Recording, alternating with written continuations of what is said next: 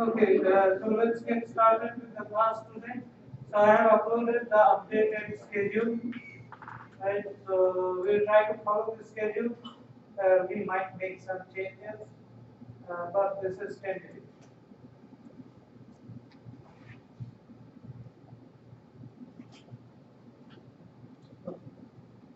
So we will be using Blackboard, and I will post my slides and discussions here. And I will also use some notes. Initially, there is nothing here for today, but I will post the slides and notes that I use today. So keep checking here.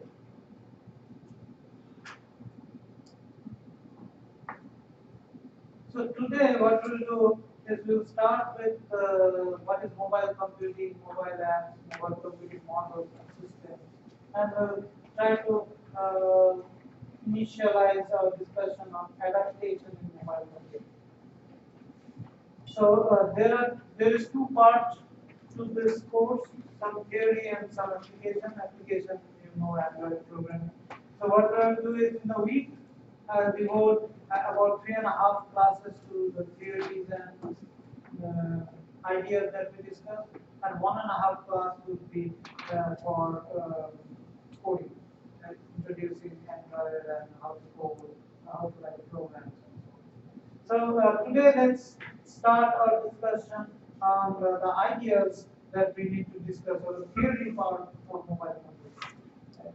So for that, let me use the whiteboard, or in this case, the white paper.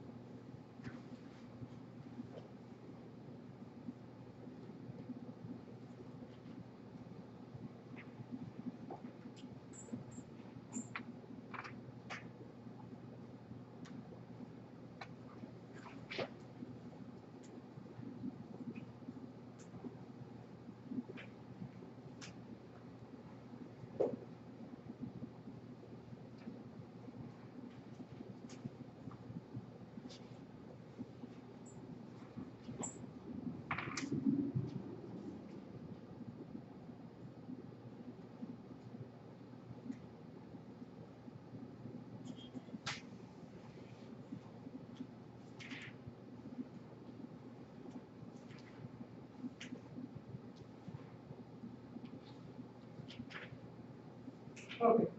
So, how many of you have heard all these four terms? Ubiquitous computing, pervasive computing, embedded computing, and mobile computing. All the terms. Nobody has heard all the terms. How many of you have heard about ubiquitous computing? Pervasive computing, embedded computing, and mobile computing you have heard because you have taken the course. So what is ubiquitous computing? What is the distinction between all these four? So first of all, what is ubiquitous computing? How will you define ubiquitous computing?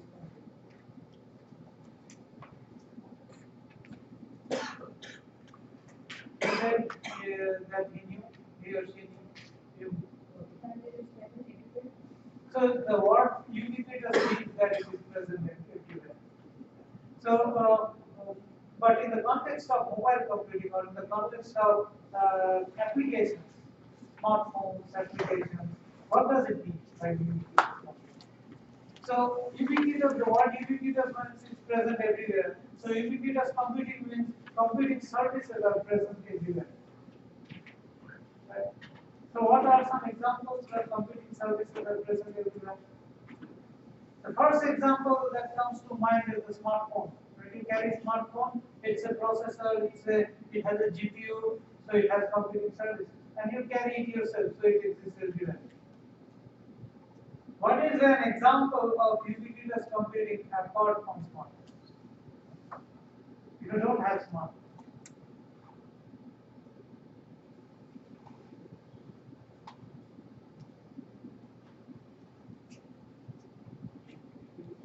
ATM machines, right? ATM machines, you can go and input your money and it gives you a total tally of how much money you have in your bank. You can authenticate, you can type the username password and it says that okay, it's you. So it's also a computing service. What else? There are actually many examples. For example, this entire room has many different computing entities. The projectors, right? The cooling air conditioning unit, that is also a computing unit. It has a controller. It knows that what is the temperature and accordingly controls how much air to pump in. Right? So all these are computing services. Now you cannot take advantage of the computing services in a air conditioning unit or a computing services in a projector. But what if you could?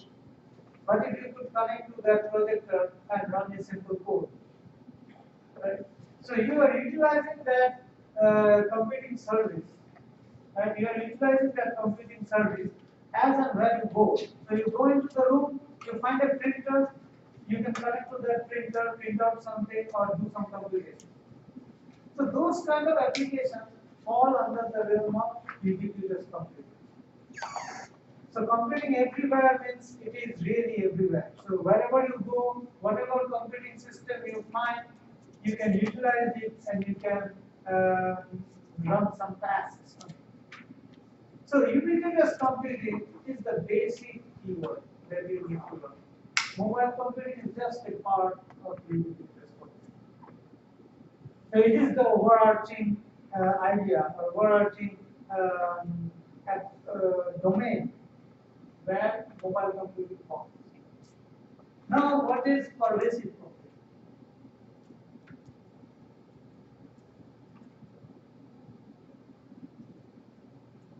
And what is the distinction between ubiquitous computing and pervasive computing?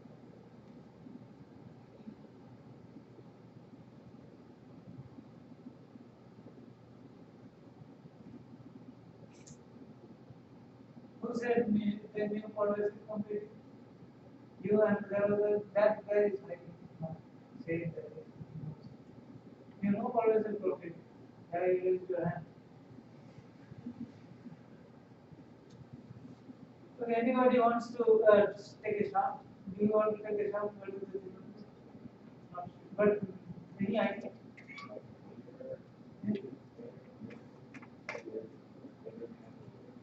Minor or major?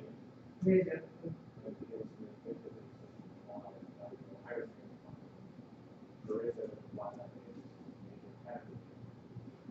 Yeah, it's a category of ubiquitous computing. So everything, pervasive internet, mobile, falls under ubiquitous computing. Right? But there is slight distinction about pervasive. What is the difference? The English word, ubiquitous and pervasive. What is the difference between the two? Just the English word. Forget about computing. What is the difference between something being ubiquitous and something being pervasive? They're, they're both same. No, there is a slight difference. If they are both same, you wouldn't have two terms. Ubiquitous means computing everywhere, right? So something that is present everywhere. Pervasive means, again, something that is present, but you don't know it. It has a feeling that it's present without you knowing. So that is pervasive computing. That is the term pervasive. So when we apply it to computing, what does it mean pervasive computing? It means that computing services are helping you without you knowing. What is an example? Microcontrollers. No, services. Microcontrollers are devices. So that is the basic infrastructure. Right? That is not an application. No, that is not a service. Internet is a thing. So that is again infrastructure. It needs infrastructure. Can you give me an example of application that is pervasive computing? That has pervasive computing. You won't call it ubiquitous, but you call it pervasive.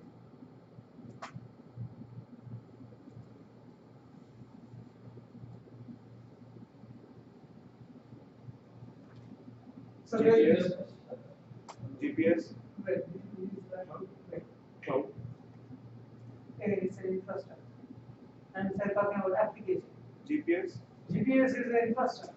Application. What application? Location services is one. So consider your smartphone application. One of the smartphone applications where it's a restaurant suggestion app, right? So restaurant suggestion app can have two modes. One mode is you specify to that application that okay, I want to eat this certain type of food. Give me restaurant menus. That is one mode of it. Another mode of that application is you give the preference that I want to eat certain type of food, but without you telling the application knows using some underlying service that you are at a particular location, and the search results are restricted to that particular location or nearby. So that information you didn't give. You didn't explicitly say that okay, I want the food places in that particular location. The the application, without asking you, so without your knowledge, got the location and tailored its search towards your preferences. So that is a slight distinction between pervasive and ubiquitous. So an application where you explicitly tell the mobile application that I need a particular food type at a particular location, that becomes ubiquitous computing. Because you have the mobile phone with you, it's everywhere, computing is everywhere, you are simply specifying everything and you are getting a result. Pervasive computing means you don't specify everything. You give partial information. The application uses certain computing services that are without your knowledge, that you didn't know that they existed. So it uses that information and accordingly gives you accordingly runs the application, gives you results. So whenever we talk about pervasive computing, the transparency becomes important. So transparency is an important term. Anybody knows what is meant by transparency?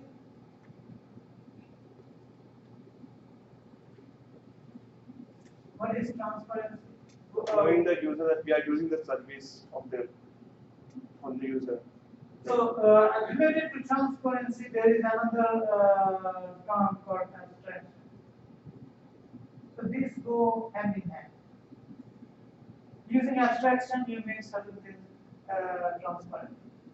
So transparency means, as he said rightly so, that you keep certain information from the user. You don't, or sorry, the combination of transparency and abstraction.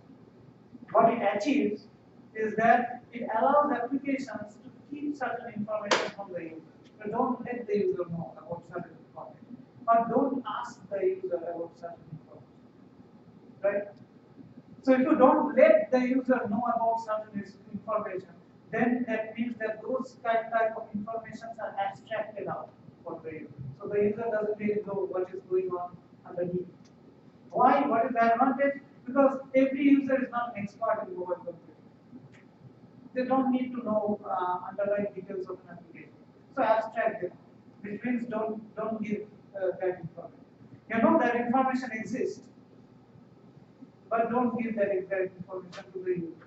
So abstraction is that term, where a computing system makes it hides certain information, not with malintention, but with the idea that that particular user won't be interested in such information. Now, transparency means what does the user know about the system? So, transparency and abstraction, these go hand in hand. The more you abstract, the less transparent the system becomes. Right? And the more you give, or the less abstraction, more transparent. So, the transparency and abstraction, so basically, pervasive computing has a balance between this. Ubiquitous computing, you know everything, so now no such abstraction. But pervasive computing has to strike a balance between transparency and abstraction. Why do you need that? Why do you need that balance?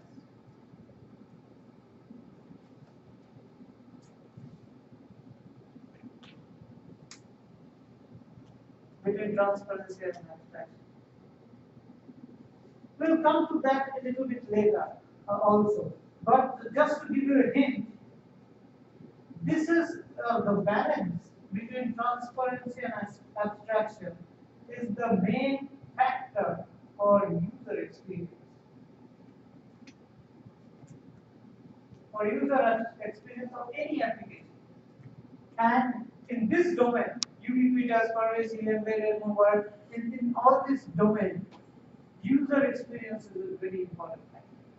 You have to make an application that has good user experience.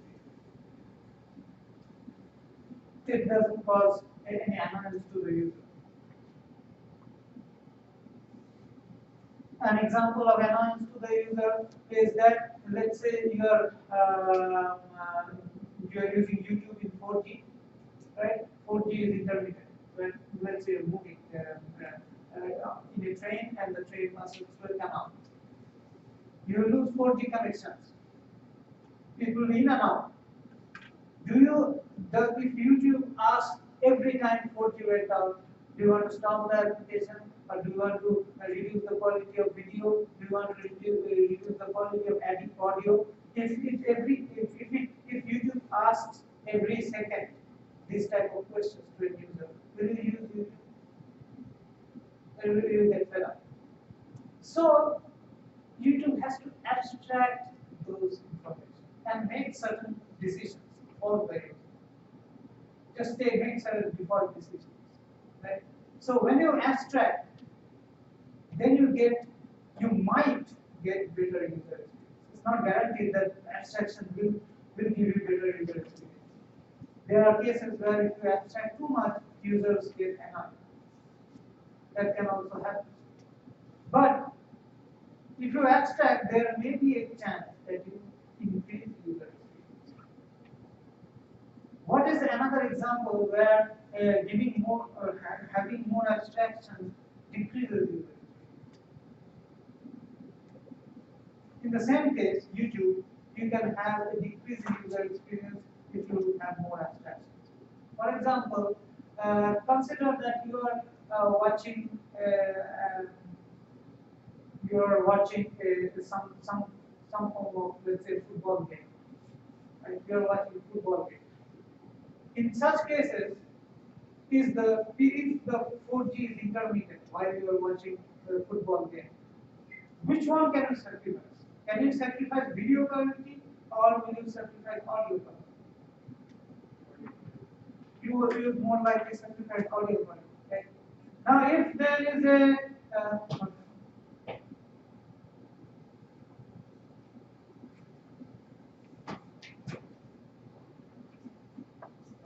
if anything, that part should go. Anyway, so what was it? Audio quality, yeah. So if there is a YouTube application, or if the default decision of YouTube application is whenever 4G is intermittent, reduce the video quality without asking the user. So that's an abstraction. Now, if I reduce the video quality, then I will get annoyed because I am watching a football game. I cannot reduce video quality. I can reduce audio quality. Right? So ask me, why do you abstract? You're asking me. So in such cases, abstraction causes a problem with user experience.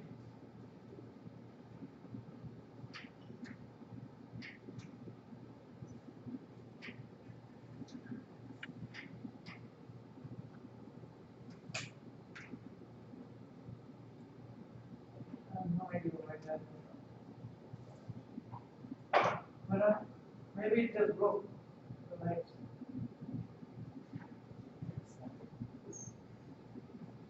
Anyways. So we will come to this topic in more detail when we talk about smartness. And we will define smartness. What is smartness?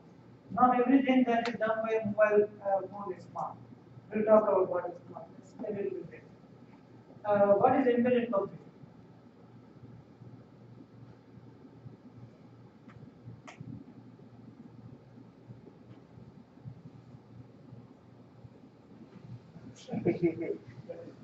Disco lighting. Yes.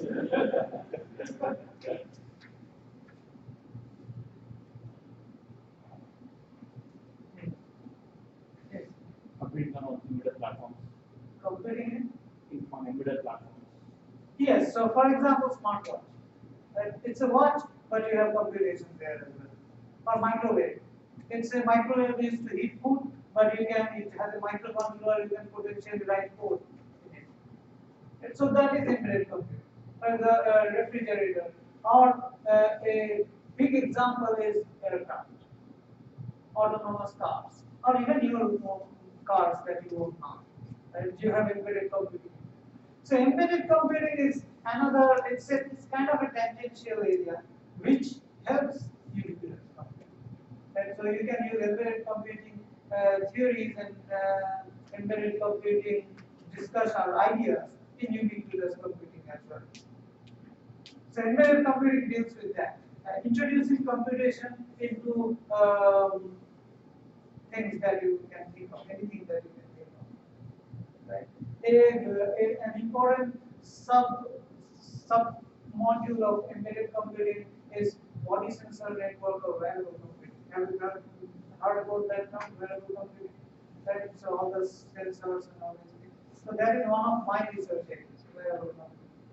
So in your projects, you will be using many different types of sensors, wearable sensors. These might include weight sensors, heart sensors, accelerometers, activity sensors, muscle tension sensors, pressure sensors, cameras, those kind of things we will use.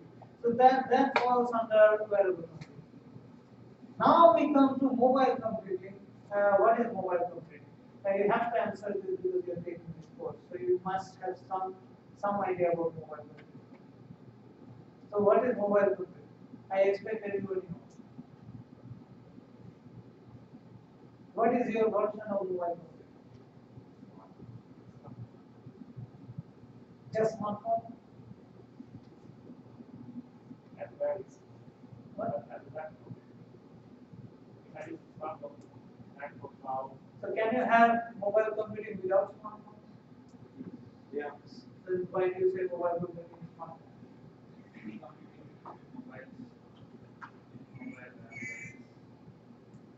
So you have to have devices to get mobile mobile computing?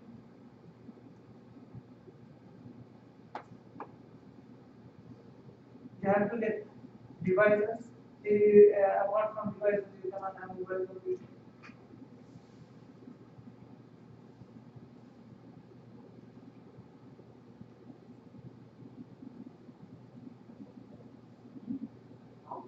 No, you need to carry them. Those devices must be just stationary.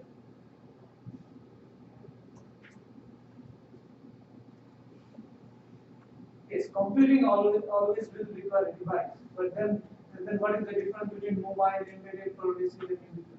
Everybody has devices. So what do you think is mobile computing?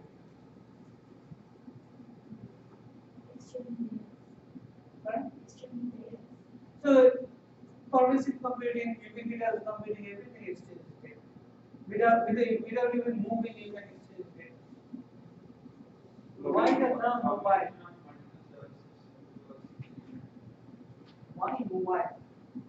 Mobile means that there is some movement, right? There has to be some movement, otherwise I wouldn't call it mobile computing. Mobility. The device stationary or the user stationary or both or what? Simple, just think simple. Mobile computing means something is moving. Right? Something is moving because the term mobile is there. Something is moving and there is some computation going on which either helps that moving subject or that moving subject does some computation or the computation is triggered by the moving subject or the computation is about the moving subject. Right? So these four things. Now this is very vague and very general. So that's why this entire course is also very vague and very general. It involves everything. So you will talk about moving subjects, which means you have to talk about mobility models, which are mathematics, probability theory, nothing related to computer science. But you still have to know. Right? You have to talk about probability theory, you have to talk about Markov chains, models, right? Then the mobility can trigger computation. So what kind of computation can be triggered by mobility? You will see when we talk about mobile IP, location management, you will see that the design decisions, right, the optimizations are triggered by how a user moves. We will see later. Right, so those things make mobile computing different from embedded or distributed. So mobile computing has to deal with something that is moving. It doesn't have to be smartphones, it doesn't have to be cloud services, anything that is moving and computation triggered by that or about that. So computation about a moving subject is what? Example? Example is unmanned vehicles, autonomous cars. Right? You have to compute a lot to determine how that autonomous car should move. So it's all the computation about the movement of the autonomous car. Then computation triggered by motion. It includes the computation that has to be done in order that are done on, say, images coming from a satellite. So for a specific motion of the satellite, you get swipes of the Earth's surface, right? And you do computation on that swipes of the Earth's surface to extract a lot of information. For example, you can extract minor details of traffic patterns from satellites, geostationary satellites. You can compute vegetation growth at a certain place. That is also included in mobile computing because there is motion involved. The satellite is moving, the Earth is moving. So mobile computing is not just limited to smartphones and cloud. Now, obviously, in this course, we will deal with smartphones and cloud because those are the most accessible ones. Everybody has smartphones. Right? and cloud services we have in the lab, so you can use them. So in this course, we'll just deal with those mobile, the smartphone and cloud. But in general, mobile computing may not include smartphones at all. It can be just anything related to motion, any computation related to motion. Right? So mobile computing in theory is much more general than what we are going to learn in this class. Right? So now what we'll see is we will now, so given this general discussion, we will now try to focus on a specific system model. We will try to narrow down our focus. We won't talk about satellites, we won't talk about autonomous cars. Right? Let's narrow down our focus to only systems that are that have a smartphone as a basic component. So we will only talk about system models with the smartphone in this class. But just remember that mobile computing is not just limited to smartphones. Right? So let's talk about mobile computing system models.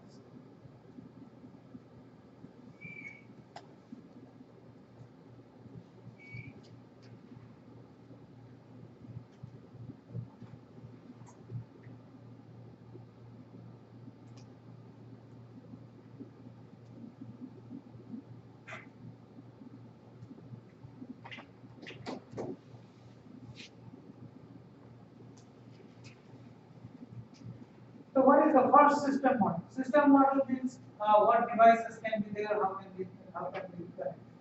So the first system model is the smartphone.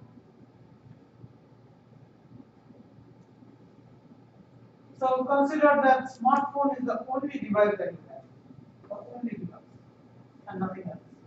So what does a smartphone have? A smartphone has a CPU. These days it's very high power CPU, the Qualcomm, Snapdragon and all those things.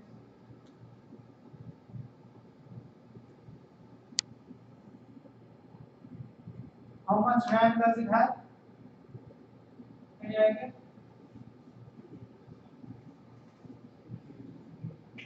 What GB? Right? So this itself is almost equivalent to a laptop. Right? Maybe 10 years back. The smartphone CPU is now like a 10 years old laptop CPU. What else does it have? It has a GPU. GPU is for parallel processing and graphics.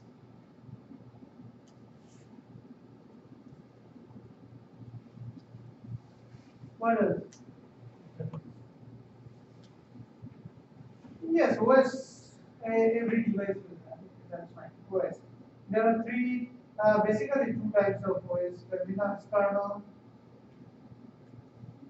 and the Windows kernel. Right? And on top of that, you build Android, iOS, or Windows. Right? What else?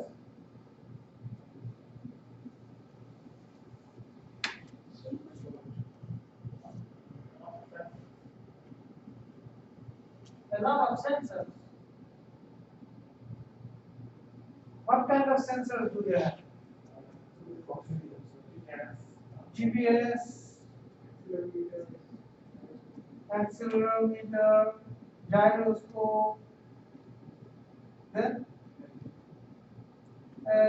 orientation.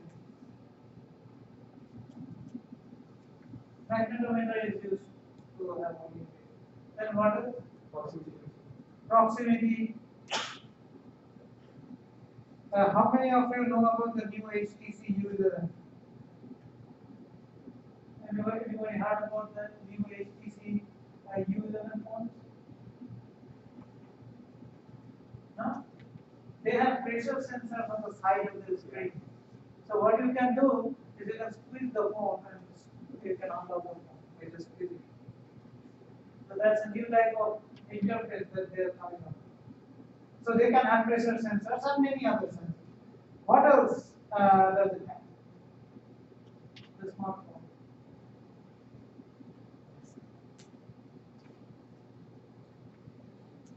This What? memory space. Memory, okay. Yes, memory. Then Camera. this is a sensor. Camera is a sensor. Yeah, that's a very important thing. Battery. And the battery characteristics is changing fast. Previously, we used to have, like maybe 10 years back, you used to have those Nokia phones where if you could throw them at somebody, they might die. So those phones, how much, how long did the battery last? Weeks, probably 1 or 2 weeks, right? Nowadays, not even 1 day. So that's a very concerning thing, and why? Because of this reason. Now the smartphones have CPUs, they have GPUs, they're like laptops. How long does laptops last? 2 hours, 3 hours. Right? But smartphones still last 1 day. They have gotten. What else? Screen and touch sensors. Say what? Screen, LCD screen, touch sensors. Can't get it. LCD screen. Oh, screen, yes. Screen. You are missing one important part. Very important part. Touch sensor. What? Touch sensor. That's the sensor. Let's see the idea. What? Antenna. Yes, the network. Because if you are using the mobile phone, you will at least make a call, no? So you have to have network. Nowadays, you rarely use mobile phones for calling. But still, you need the network. Otherwise, it becomes a laptop. Or even laptops have network. So network, you have many different types of network. You have, okay, what all different types of network do you have? Wi-Fi, you have cellular, then Bluetooth, NFC, what else? So these are the standard, right? These are the ones. Now tell me, using the smartphone, just this system model, this is the first system model. Using this system model, what applications can you run? What example applications can you run? We can run all applications. What? We can run almost all applications. Can we run YouTube? Yeah. How? On Linux kernel. Often install Linux or Windows kernel on it. We can run. What? I cannot hear you. We can install some application on the top of the OS and we can run YouTube on it. So YouTube, where will you get the video? From network. Network where? Server. You need a server. Is there a server here in the system model? There is no server. Where will you keep the video? So here you cannot run YouTube in this system model. Just using a smartphone you cannot run YouTube. So those kind of video streaming you cannot run. But- Yes, but network we don't have any server.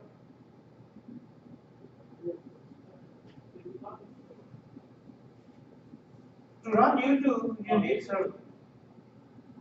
What other kinds of applications? Maps. Maps? Can you run maps? Not Google Maps, but directions. You can just get locations, X, Y coordinates, because you have GPS. Right? Even that you cannot do unless you have satellites. But let's assume that you have satellites. So you can get coordinates, but you cannot run maps. Because for maps, you need to download the map from a server. You don't have a server, so you cannot run maps. We can make calls. You can make calls, fine, good. At least that you can make. So let's have what kind of apps? Photo apps. Calls. Yes, photo apps. Storage, data storage. Data storage. Bluetooth. What else? Bluetooth apps. Yeah, like you can connect Audio. different, okay, yeah, Bluetooth, audio, and all those things you can connect. What else? Games, simpler games, not too complex, right? Simple games, simple graphics games you can do. Because complex games will again need servers. Right? Simple games you can play. WhatsApp. WhatsApp, Snapchat. You cannot do WhatsApp. Because WhatsApp again will require a server. Any chatting service, right? It will require server. So chatting services you cannot use. Calculator, you can use it as a calculator. Okay? So these are some example applications. Now the second type of system one. So the thing is, you would like to run video applications, streaming, web services. Right here, you cannot even do browsing. You cannot do browsing. The browsers require servers. There has to be some content somewhere that you're accessing. Right? That somewhere is not there. So how can you do it? So you cannot have browsing services as well. So the next system model, motivated by the fact that we will need internet, is this. So this is the next system model where you have smartphone plus cloud. Right? Let's assume that you have cloud. So there is a smartphone and you are connecting to a cloud through either Wi-Fi or 4G. Right? So either Wi-Fi or 4G. Now what is the cloud? What is it? What is cloud? Service. Yes? Service. How does it come? Anything else? Service. It's making as a service, but how did it get into being? Cloud. Oh, so there is a group of servers somewhere located somewhere, right? How many of you know the term data center? Cluster computing, you know. So what is cluster computing? You have this big room, and let's say this classroom, and you have, instead of people or students here, you have servers, racks of servers. Each rack containing 50 blade servers. Blade servers means these are very thin servers, thin and big, right? So they look like blades that are used to cut fingers. So you have blade servers, and in each blade server you have at least so 5. So so you have racks. Racks means these are like towers, big towers. In each tower you have around 10 blade servers stacked from one on top of the other. In each blade server, you have around at least 4 cores, maximum 24 cores. Cores means one of the CPU of your laptop. Right? So you have this, and each blade server has at least 4 to 24 cores. So now you can imagine that each rack has around 240 cores. Right? Now this rack you can have hundreds of racks. So basically you have around 3,000 or 5,000, or if the data center is exceptionally large, then you can have 20,000 cores. 20,000 cores means you have 20,000 laptops, basically. Now all these blade servers are networked using Ethernet cables. So these are cable networks, not wireless, cable networks. So that the data transfer between these blade servers is very fast. Wi-Fi is much slower than Ethernet. So data transfer has to be very fast. So what you do is you consider this whole cluster as a single computer.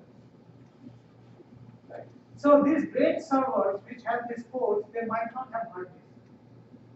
You might have a stack of hard disks somewhere in that corner, and a processor here does not have memory, but uses those hard disks as memory. They have to have RAM, otherwise they won't work. So they have RAM, but they don't have hard disks. So even the operating system does not reside at the location of those servers. The operating system resides in that corner, while the ports are running in this corner. So, but they are connected to Ethernet. So whenever you turn on a device or turn on a web server, it has to go there in that corner, pull up the operating system, and start. So this entire room becomes a huge supercomputer. So that forms the basic infrastructure of cloud. Now in that cloud infrastructure, there might be 2 or 3 machines that are known as gateways. These gateways are connected to the Wi-Fi. And they also manage all other web servers inside that house or inside the room. That room is called a data center. So that is the basic cloud infrastructure. Now what you do is that you can use those web servers as storage, you can use those as to run applications, you can back those out. There are infinite number of possibilities. So that is our cloud. So what you will have is that a smartphone can send some data or receive some data from the cloud. So this is 2 ways. I can send some data, I can also receive some data from the cloud. There are many concerns, but you can have a lot of applications. So what kind of applications can you run in this infrastructure? You can definitely run YouTube. What else? Voice recognition services. Yeah, voice recognition.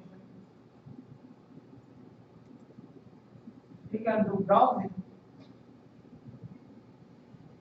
Any basically web client services, any such services. You can do banking.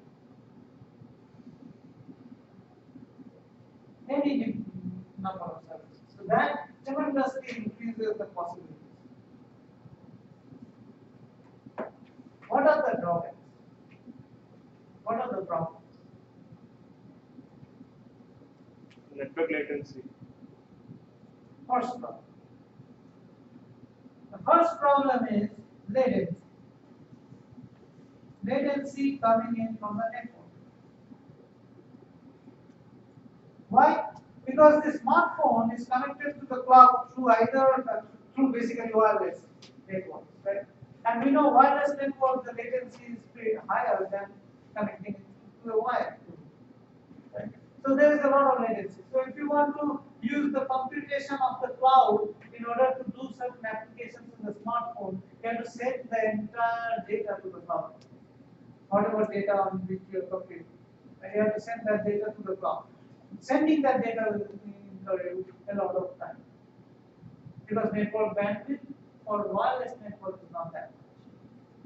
That is one aspect. Another aspect is reliability. If it is a wireless network, it is not as reliable as an Ethernet network. So what will happen is your data might get lost. Now there are many techniques so that data doesn't get lost.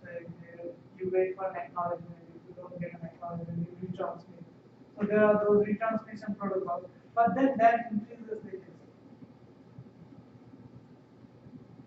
What are the other concerns? Other problems?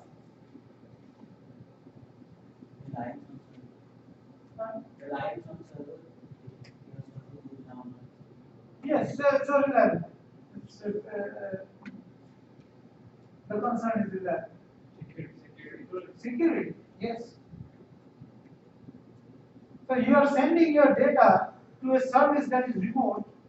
You are trusting the cloud, but you don't know what kind of protocols the cloud has been using to secure your data. That is one thing. The other thing is the cloud is not your personal property, right? A large number of applications are using the cloud at the same time. How do you know that out of those large pool of applications, one application is malicious and it's reading your data? And it's taking your data, medical data, you're using medical application and you're storing your data in an electronic health record.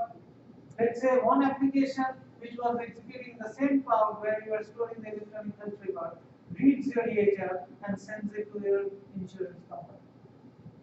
Right? And next time you try to get an insurance, they will say, oh no, you did not disclose this pre-existing value. So we won't cover it. Right? Very big problem, security. Because now you are going into a distributed domain. You are going to a distributed computing domain. And security in distributed computing domain is an extremely difficult problem to achieve data security in distributed computing domain. Extremely difficult problem. We'll talk about that in much detail later. What other problems are there?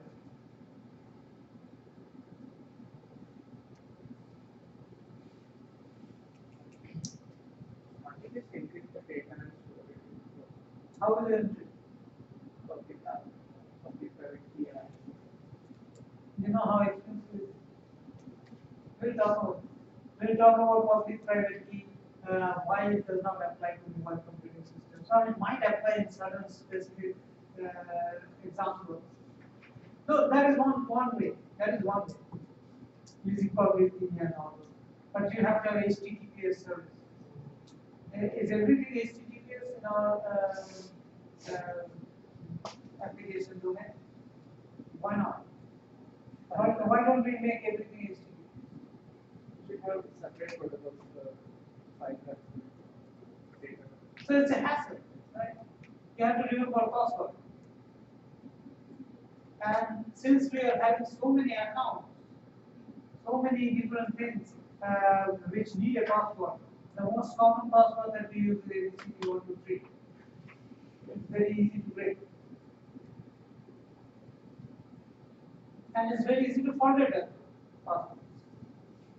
So those kind of encryption, we'll talk about those later in the course. We'll see what are the problems in those kind of approaches.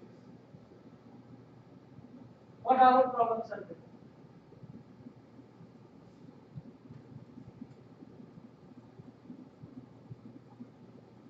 Or No? smartphone control battery. Power and energy. Why power and energy? Because now you need to transfer data using the network.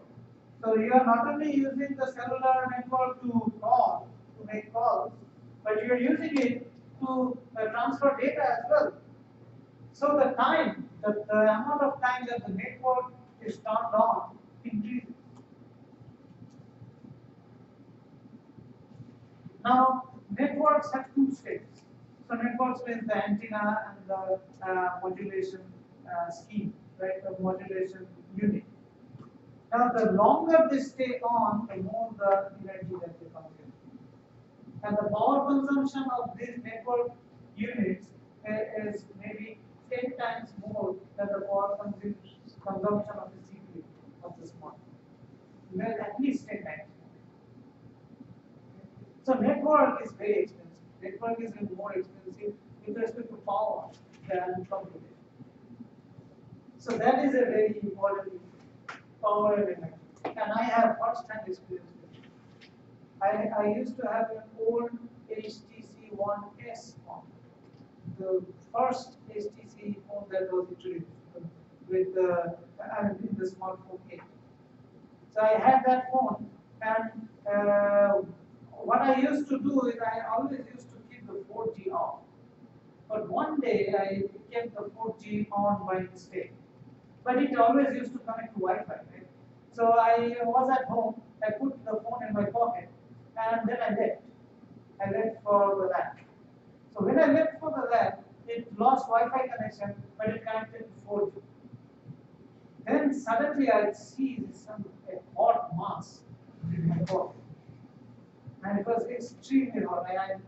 I thought maybe I was touching something hot or something. So I pull out this phone and I see that I cannot hold that mobile phone. It was so hot. By just connecting it to phone. So network is a very very bad influence on the battery power or battery level and temperature of a mobile. Okay. And different types of network can have different types of effects. So those are some of the concerns. Any other concerns? Yeah, we might have some other concerns. We'll see as we go. So now, so related to this, since we have these concerns, how can we mitigate some of these concerns? People are thinking of how can we mitigate some of these concerns. So another system model that people came up with was this. How many of you are familiar with the term fog server?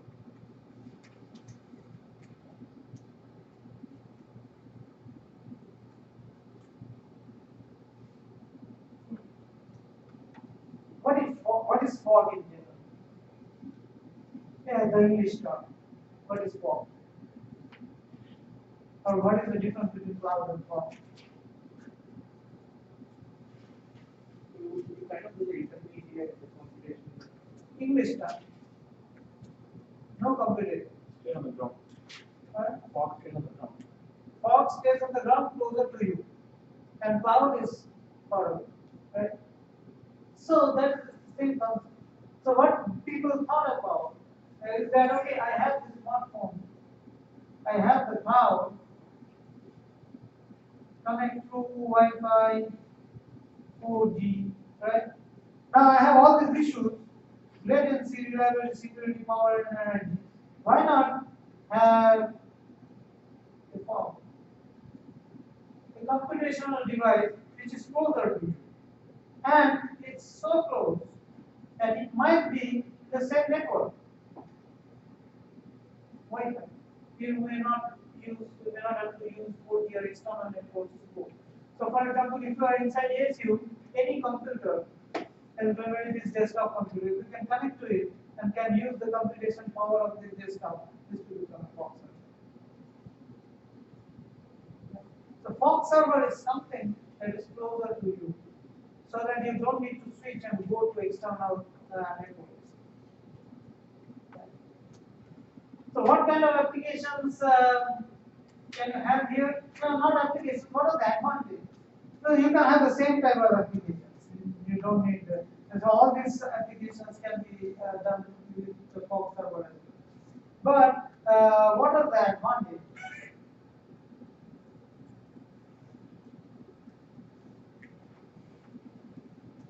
And we'll talk about these advantages.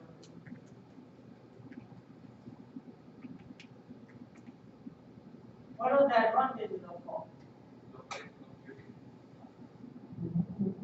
So that is the definition, localized computing. But what is the advantage if we have localized computing? Less latency, yes. Latency reduces. Then, yes. Faster computation. So computation, is it fast or slow? It might be slower because now fog server is just a laptop or a desktop, but cloud is a cluster, big cluster. You can parallelize, right? So computation wise, fog is not advantage. So the disadvantage of fog is computation speed.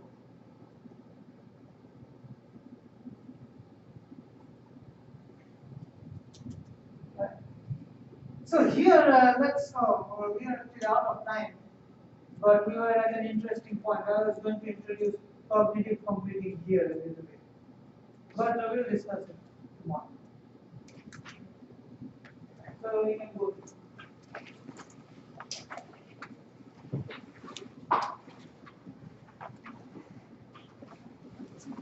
This class is till 4, right?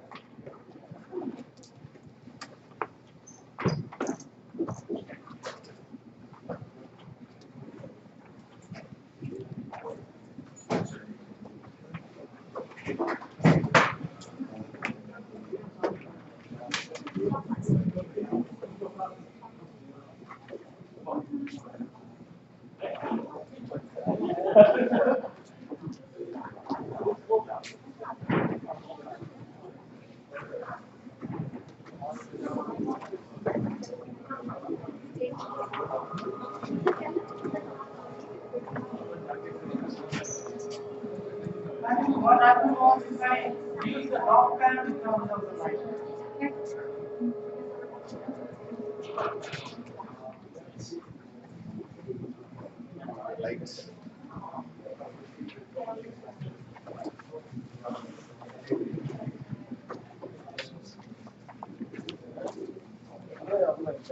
So this is an example of poor user experience. Abstraction and poor user experience.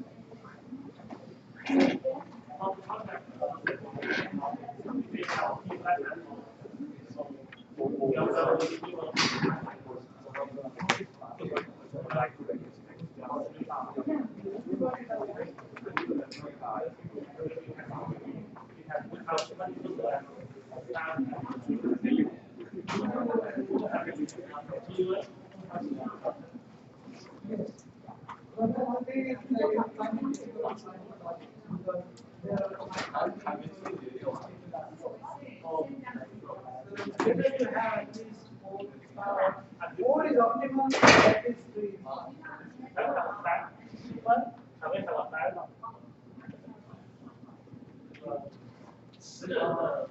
法，最少3人。